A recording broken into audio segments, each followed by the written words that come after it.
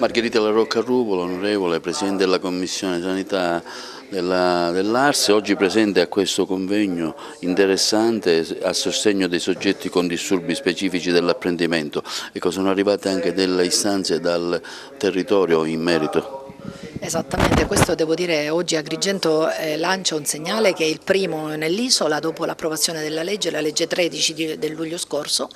La legge prevede di proprio recepire le norme nazionali, fare in maniera attuativa quello che da tempo bisognerebbe fare, soprattutto gli screening per tempo, per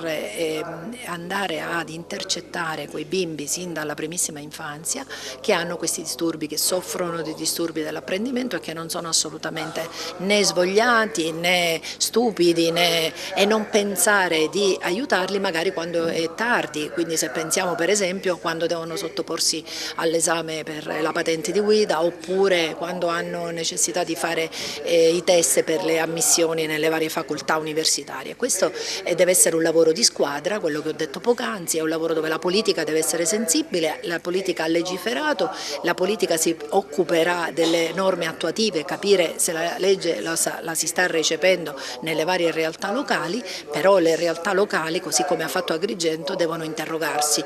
firmare protocolli di intesa. Questa mattina ne è stato firmato uno tra l'ASP e il provveditorato di Agrigento e quindi su questa scia iniziare un lavoro e un percorso virtuoso per l'individuazione di questo disturbo, che non è, ribadisco, una malattia, e dobbiamo ancora una volta toglierci dalla mente il fatto che in ogni caso la malattia sia qualcosa da stigmatizzare o penalizzare. In questo caso non lo è, dobbiamo aiutare i bambini, sono al centro del lavoro pedagogico e quindi questo bisogna fare. Dall'altro lato un'altra cosa molto importante è quella della collaborazione tra famiglia e scuola e poi ovviamente i centri di riferimento, i centri di neuropsichiatria infantile, perché tutto questo accada. L'auspicio è che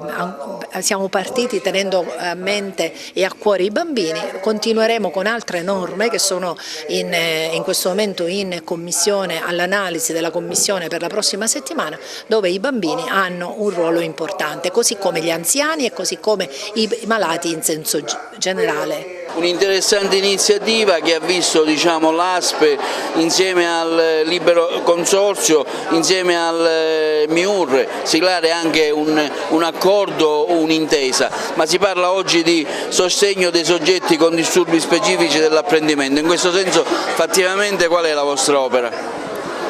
Intanto è una giornata importante perché sottolinea questo aspetto per soggetti la cui prevalenza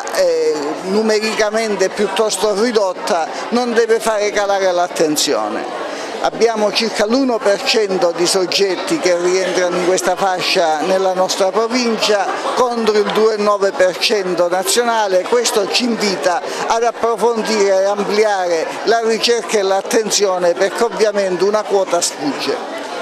Questo protocollo rimodula un protocollo già esistente e lo aggiorna alla luce della legge 13 del 2018, che è la legge regionale sugli studi specifici dell'approfondimento, che va oltre la legge nazionale, cioè non si limita a recepirla ma ne amplia la consistenza, ne sottolinea e ne rimodula l'operatività nel contesto regionale,